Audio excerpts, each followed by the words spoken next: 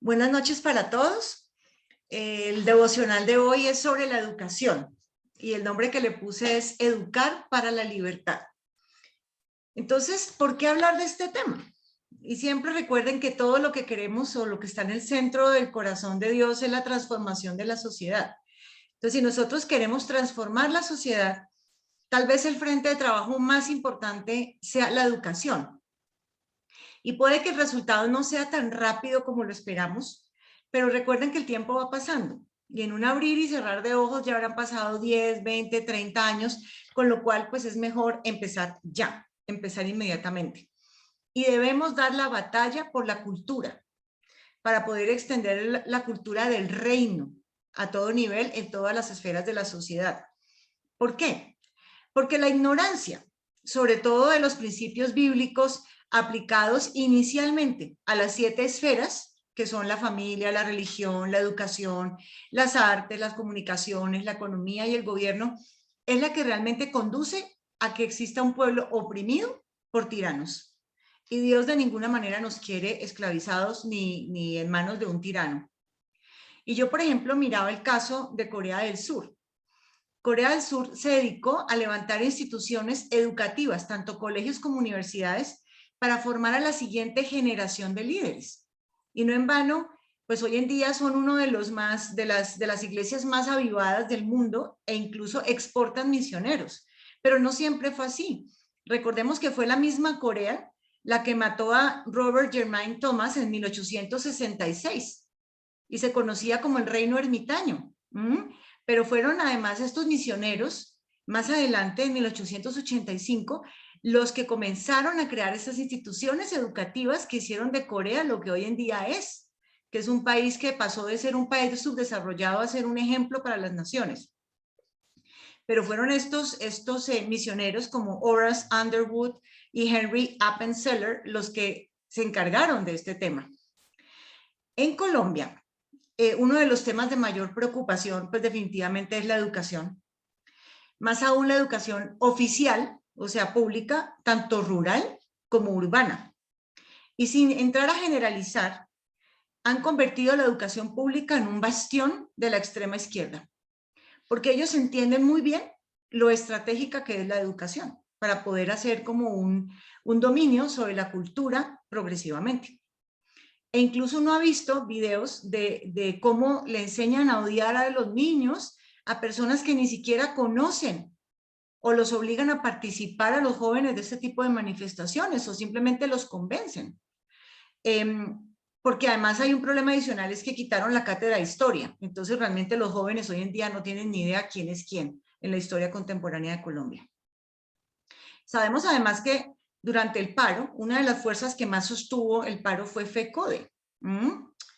De hecho, los maestros no habían dictado clases por falta de garantías con respecto al tema del COVID, pero no tuvieron ningún problema en sostener las manifestaciones durante varias semanas percibiendo su salario. Como lo dijo Nelson Alarcón de FECODE, esto es de largo aliento para poder llegar al poder en el 2022.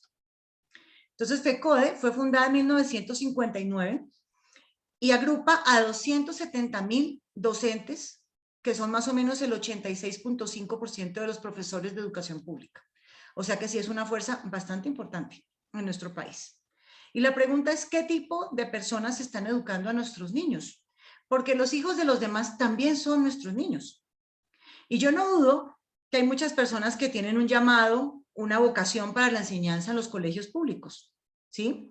Pero también creo que esto es un llamado de atención para que FECODE reciba un gran remesón o una gran transformación y que debe venir de estos mismos docentes, estos mismos profesores que si bien puede que estén ahí, no comulgan con estas ideas. Son ellos los que tienen que levantar la voz.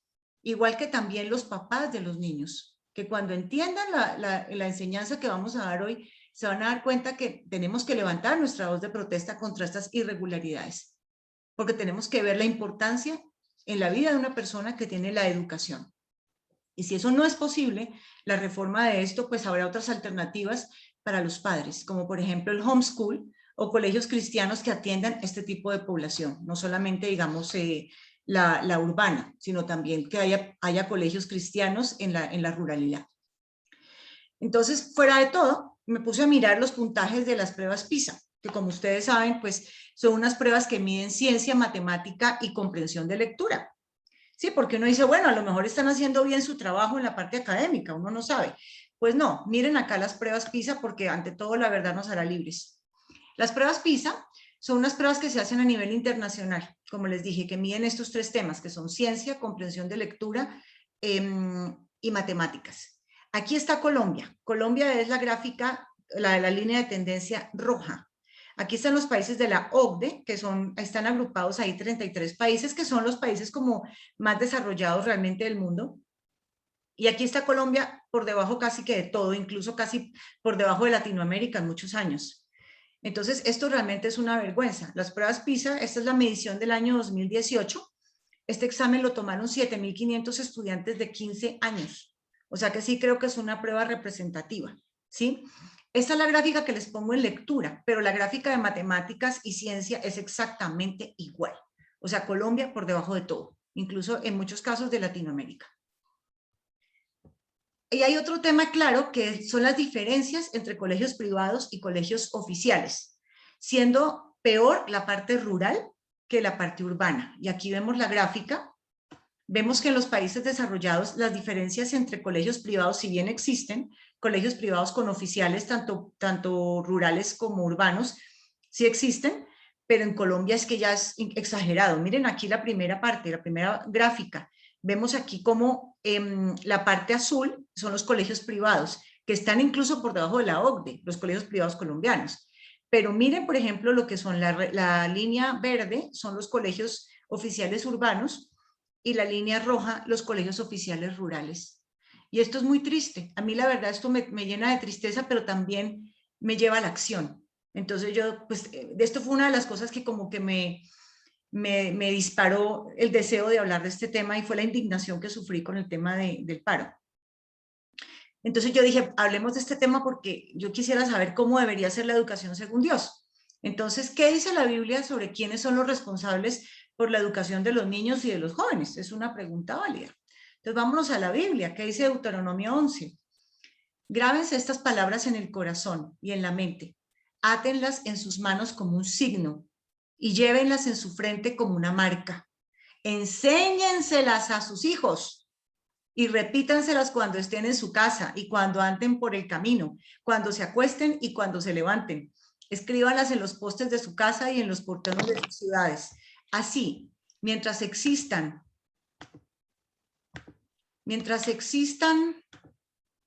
los cielos sobre la tierra, ustedes y sus descendientes prolongarán su vida sobre la tierra que el Señor juró a los antepasados de ustedes que les daría. O sea que ¿a quién le está dando Dios esa responsabilidad? ¿Al Estado? ¿A las iglesias? ¿A los colegios? No, a los padres. Entonces son los padres los que tienen la responsabilidad de educar a los hijos. Y miremos esto, ¿qué dice sobre los hijos en la Biblia? Los hijos son una herencia del Señor. Los frutos del vientre son una recompensa. Como flechas en las manos del guerrero son los hijos de la juventud. Dichosos los que llenan su aljaba con esta clase de flechas. Y yo tomé ese diplomado de Transforma en la Iglesia Alianza con Dios, lo tomé hace como unos 4 o 3 años. Y me acuerdo tanto de ese día que nos dieron esta clase de Irene Esquilachi, dijo que si Roma educa a tus hijos se volverán romanos.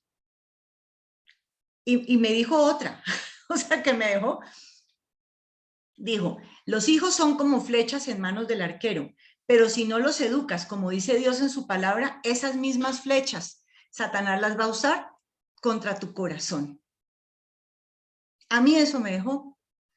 Y eso fue lo que contribuyó a que yo comenzara a tomar la decisión de cambiar a mi hijo de colegio secular a un colegio realmente cristiano. Y de eso vamos a hablar hoy, que es un colegio realmente cristiano. ¿Por qué? Porque los niños pasan 8 horas en el colegio y sin lugar a dudas, esa es la mayor influencia que tienen por encima de nosotros, ¿sí? Entonces, ¿qué sucede? Que se crean ese tipo de cristianos que tienen una mente totalmente dividida. Entonces, una cosa es el domingo en la iglesia y otra cosa es en el día a día, o la manera en que ellos enfrentan los problemas o la manera en que ellos conciben las diferentes diferentes disciplinas de la vida, totalmente apartadas de Dios, porque nunca les enseñamos a verlas bajo esa óptica, sino siempre fue, no, eso es secular, eso se maneja separadamente de Dios. No, usted no puede meter a Dios en todas partes. Y definitivamente eso no es una educación como Dios la ha planteado en la Biblia. Entonces vamos a hablar un poquito de esos principios.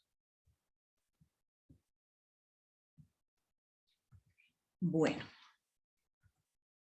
Y tristemente hoy predomina la cosmovisión secular y el humanismo, incluso entre cristianos. Y es que esto tiene que cambiar si nosotros queremos transformar la cultura. Entonces no podemos tener a nuestros hijos creyendo que un colegio secular les va a enseñar lo que nosotros primero que todo tenemos que enseñarles. Pero si nosotros entregamos esa responsabilidad, sí tenemos que estar muy pendientes de lo que están aprendiendo. Y realmente entre todo lo que he estudiado en todos los libros de transformación de las naciones, en ningún lado dice que podemos tener nuestros hijos en colegios seculares. Porque es básicamente entregarle a nuestros hijos el tesoro más preciado y además la manera en que nosotros vamos como continuando la cultura es a través de nuestros hijos. No podemos ponérselos a Roma, porque se van a volver romanos, y por eso no vemos el efecto del cristianismo en ninguna parte en la sociedad, incluso en nuestras propias casas. Hay personas que dicen, es que yo no sé de dónde sacaron esas ideas, pero es que si yo no soy así, ¿por qué mis hijos me salieron así? Hombre, pasaban 8 horas en un colegio. ¿Dónde crees que lo aprendieron? Entonces, mirad que nadie os engañe por medio de filosofías y huecas sutilezas, según las tradiciones de los hombres, conforme a los rudimentos del mundo y no según Cristo. Esto es lo que le están enseñando a los hijos en los colegios. Y nosotros creemos que ellos realmente nadie les está hablando de otros temas, sino solamente de matemática, solamente de ciencia, ¿sí? ¿Y dónde sacan las ideas sobre el aborto? ¿De dónde sacan las ideas sobre la política? ¿De dónde sacan esa cantidad de ideas que uno dice, pero es que si nosotros no les enseñamos sobre política, créanme que allá les van a enseñar, o en las universidades más adelante? Entonces, es nuestro deber hablarles de estos temas, de todos los temas de la sociedad.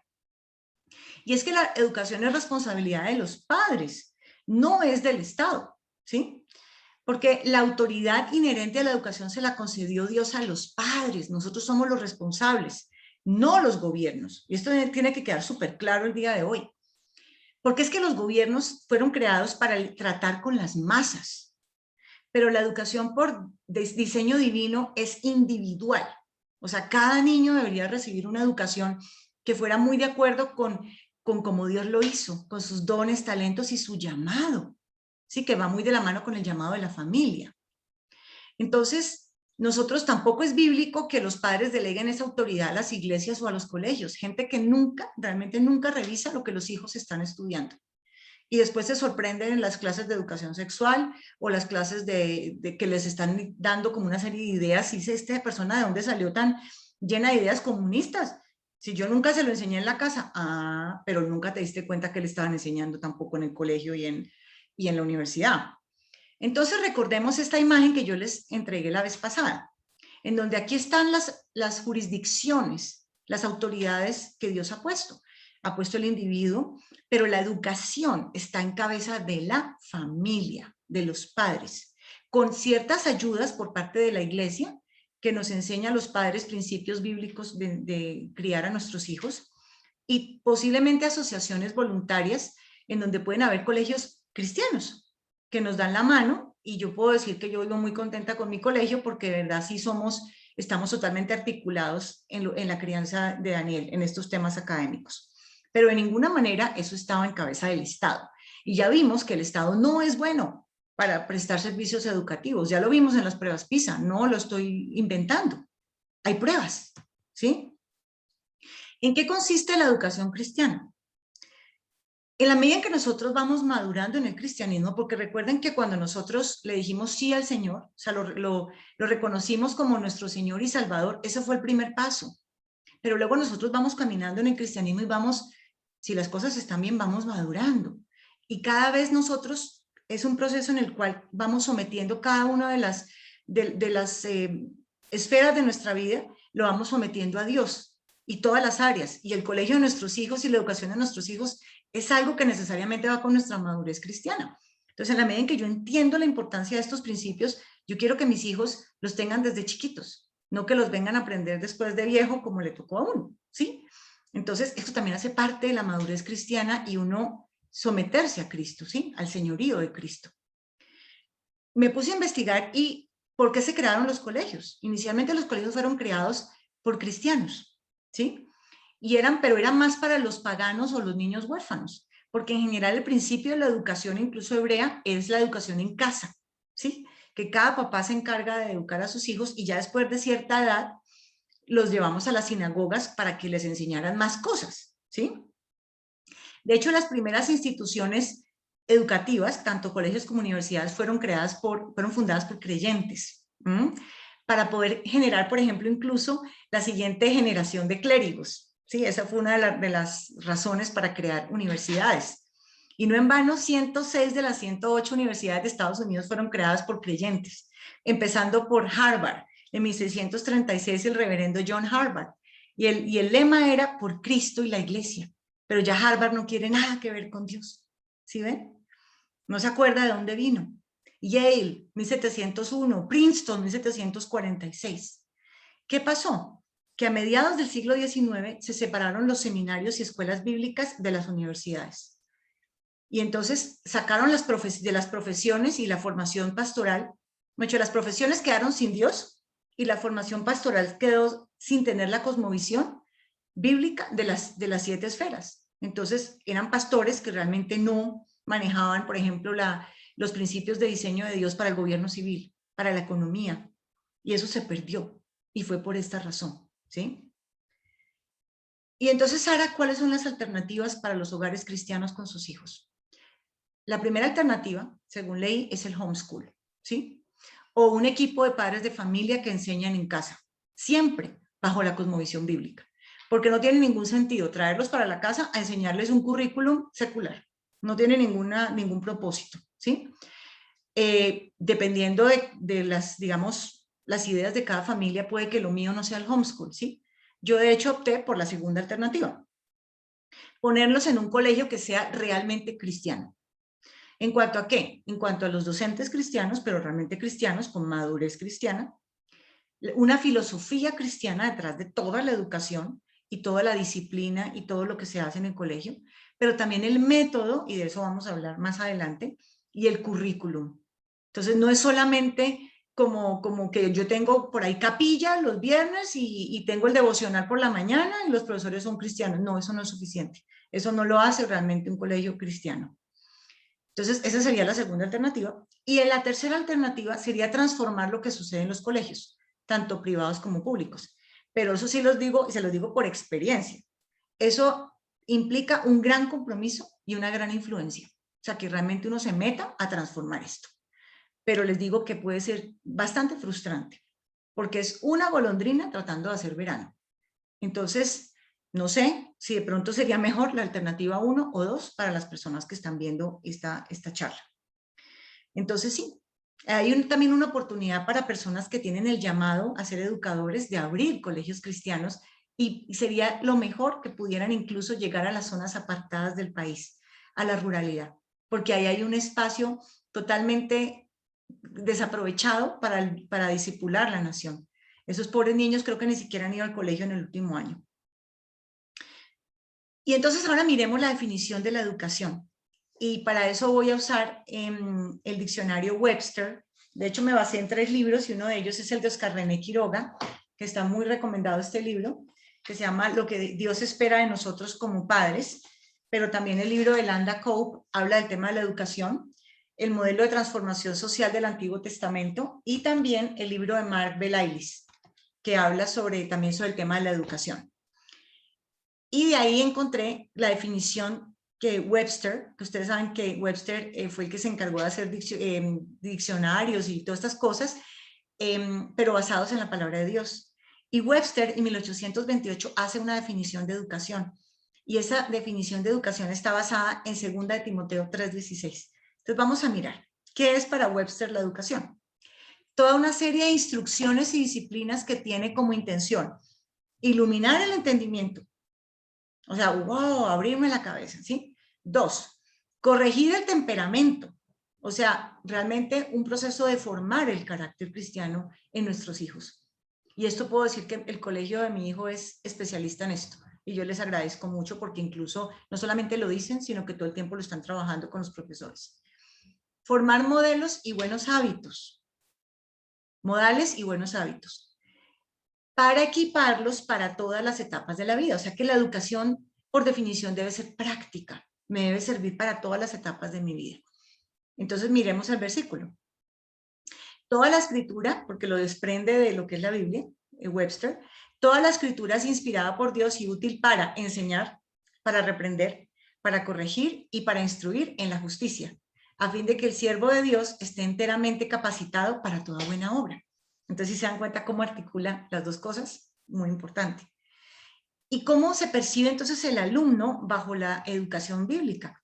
Es un ser moral, creado a imagen de Dios, pero pecaminoso, que necesita ser transformado y ser educado en la verdad. ¿Y qué es la verdad? Pues la verdad es la Biblia. La verdad es Cristo. El camino, la verdad y la Biblia. Ahí está la verdad, ¿sí?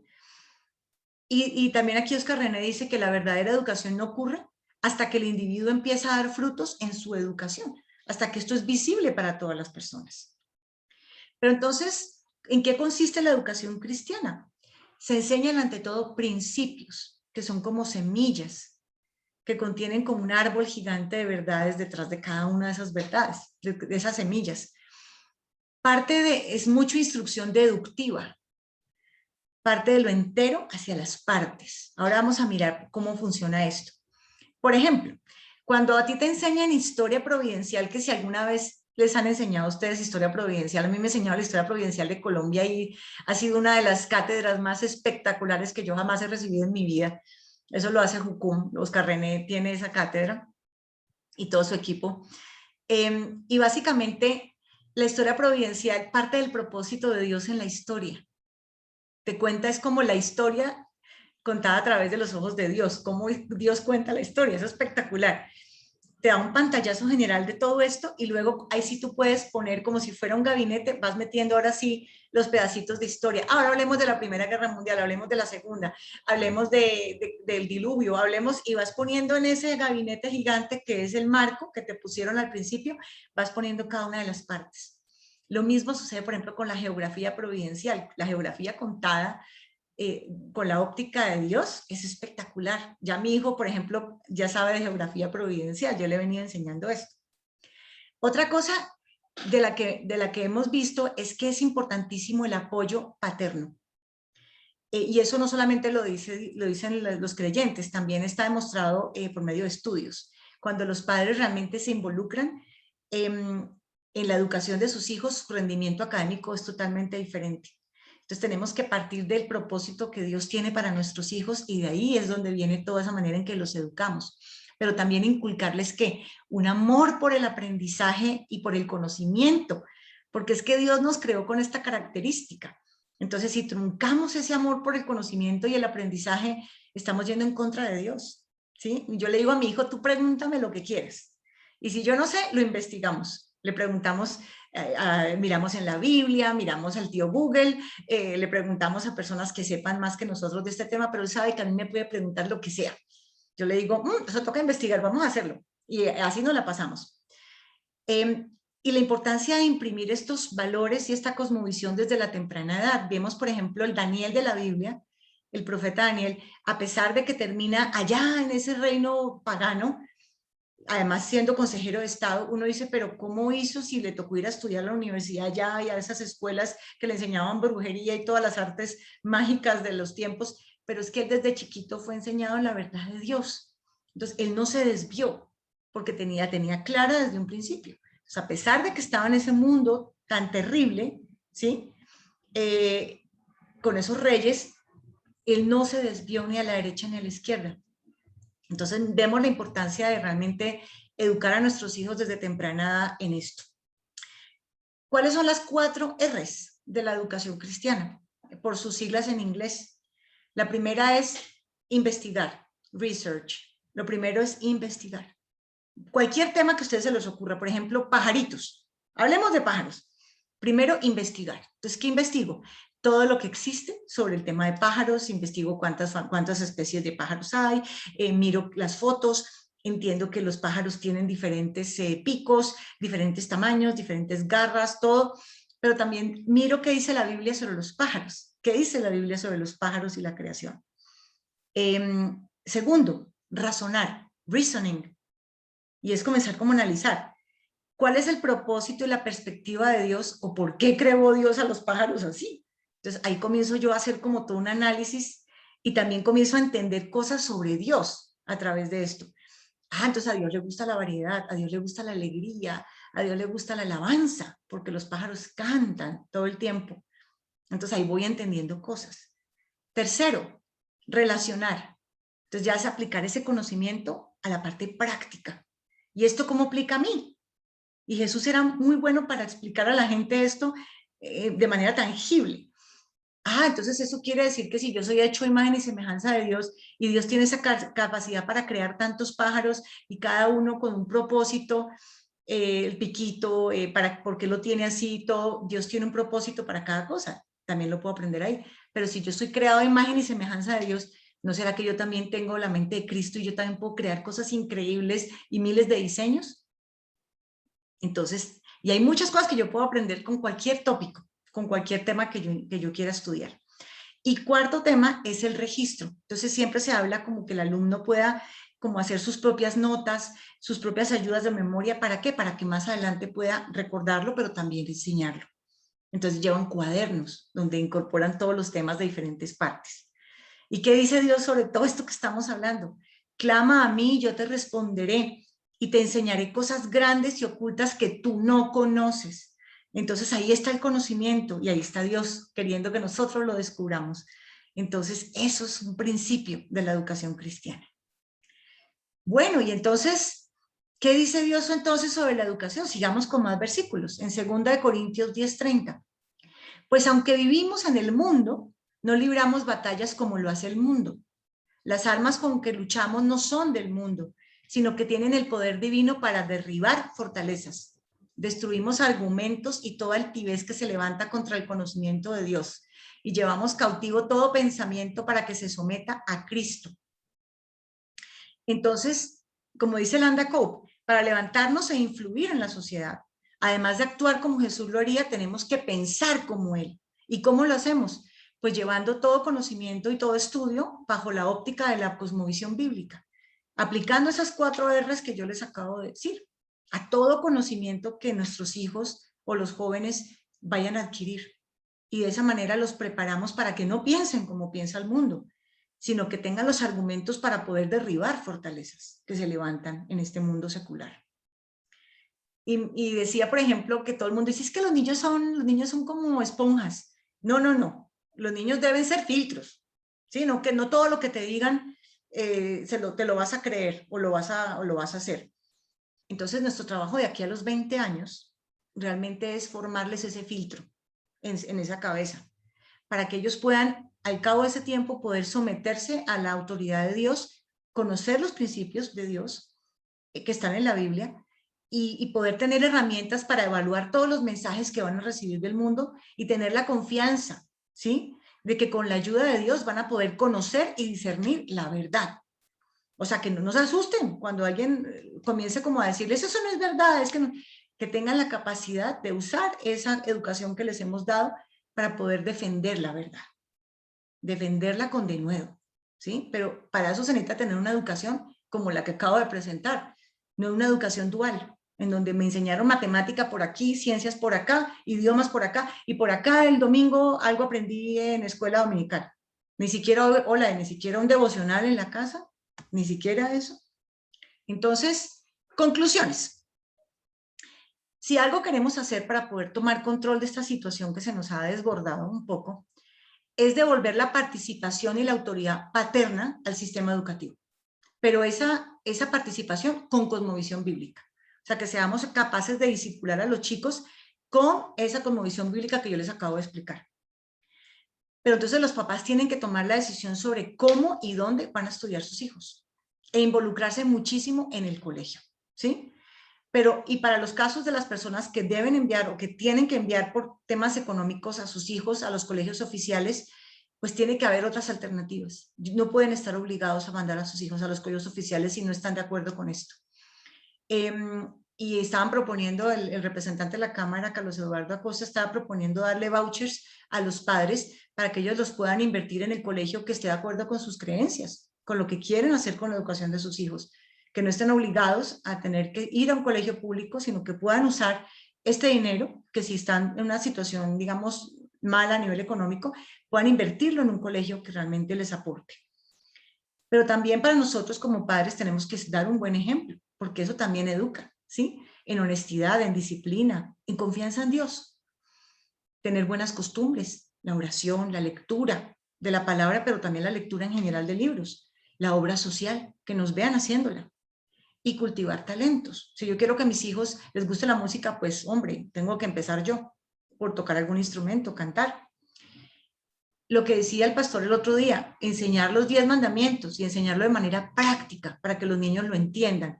Esto lo hicieron desde hace mucho tiempo, en 1500 ya venían enseñando esto en los países que hoy en día tienen los menores índices de corrupción. Enseñaron los 10 mandamientos en esos catecismos que se aplicaron hace mucho tiempo en Holanda, en Alemania, todo eso lo enseñaron a los niños. Pero también es una oportunidad que tú le enseñes tu oficio a tu hijo. Si a ti te gusta la carpintería, enséñale carpintería. Si te gusta la jardinería, hazlo. Si te gusta, si eres ingeniero, enséñale principios de ingeniería, arquitectura, proyectos. Es que esto no tiene límites. La idea es que nosotros multipliquemos en la siguiente generación la fe, pero también los talentos. Y, ¿por qué no? También la riqueza. Que les enseñemos a administrar el dinero para que no la pierdan. Yo también soñaba con otra cosa re loca, y es que cuando yo estudié en Estados Unidos en el colegio, yo hice mi último año de colegio en Estados Unidos, en Oklahoma, había una materia que se llamaba Family Living, viviendo en familia. Y esa materia tenía de todo. Y yo digo, oiga, eso tenía toda la lógica del mundo. Primeros auxilios, resolución de conflictos familiares, cocina, nutrición, higiene, bricolaje para hacer reparaciones del hogar. O sea, ¿quién no necesita esto? Hábitos de vida sana, paternidad y maternidad responsable. Eso se puede enseñar a través de una materia como viviendo en familia. También les pido mucho que tengan cuidado con la televisión, que estén pendientes de lo que sus hijos ven, las series, los videos. Si no se han visto la película de Manos Milagrosas, que es la historia de Ben Carson, tienen que verla, se los dejo de tarea porque eso demuestra lo que una mamá hace cuando entiende la verdad. Ella, a pesar de que no sabía ni leer ni escribir, convirtió a este hombre que llegó a ser parte del gabinete de Donald Trump, neurocirujano, una persona, wow, pero supremamente pobre sin papá, pero su mamá entendió estas verdades y cambió la historia de su vida. Entonces les recomiendo que vean la película Manos Milagrosas de Ben Carson. Y la invitación, miren, es que los cristianos hemos sido líderes en cada área de la vida, en la historia. Johann Sebastian Bach en la música, Isaac Newton en la ciencia, Rembrandt en el arte, Adam Smith en la economía, John Locke en el gobierno civil. Retomemos ese liderazgo, pero para eso tenemos que educar a las próximas generaciones bíblicamente. No podemos entregárselos a Roma y pretender que esto de manera mágica se vuelvan cristianos. No, así no funciona. Entonces, y seguir enseñando cosmovisión bíblica a los que ya somos más mayorcitos, seguir enseñando cosmovisión bíblica para todas las esferas de la sociedad. Y eso es un trabajo que le corresponde a la iglesia, como lo estamos haciendo. Y como siempre, la gran invitación de la gran comisión. Y Jesús se acercó y les habló diciendo, toda potestad me es dada en el cielo y en la tierra. Por tanto, id y haced discípulos a todas las naciones, bautizándolos en el nombre del Padre, del Hijo y del Espíritu Santo, enseñándoles que guarden todas las cosas que os he mandado. Y he aquí, yo estoy con vosotros todos los días, hasta el fin del mundo. Es la gran comisión. Dios nos pidió que le enseñáramos a las personas, empezando por nuestros hijos, todo lo que Él nos ha mandado. Y solamente así lograremos transformar la cultura para que sea una cultura del reino de los cielos aquí en la tierra. Vamos a orar. Bueno, Señor, te agradecemos por este mensaje. Ha sido un placer, Señor, un privilegio haber podido estudiar este tema para presentarlo el día de hoy. Como siempre, la primera ministrada soy yo. Señor, gracias. Señor, te pido que esta palabra, así como penetró profundamente en mi corazón, Señor, y en mi mente y en mi espíritu, sea así con todos aquellos que la escuchen, Señor, y sobre todo que esta palabra los lleve a la acción. y que todos asumamos la responsabilidad que tú nos has puesto de educar a nuestros hijos con la cosmovisión bíblica, Señor, para que podamos transformar la sociedad. Señor, que no le entreguemos lo más preciado que tú nos has dado, que son nuestros hijos, a los humanistas, a los secularistas, Señor. No, no lo permitas, Señor. Y así como algún día yo fui quebrantada con este mensaje, Señor, y tomé decisiones en mi vida, decisiones que hoy en día te agradezco, Señor. Tal vez no fueron fáciles, pero las tomé. Yo te pido que hagas lo mismo con las familias que me están escuchando, Señor. En el nombre de Jesús, amén y amén. Amén, Sarita, muchas gracias.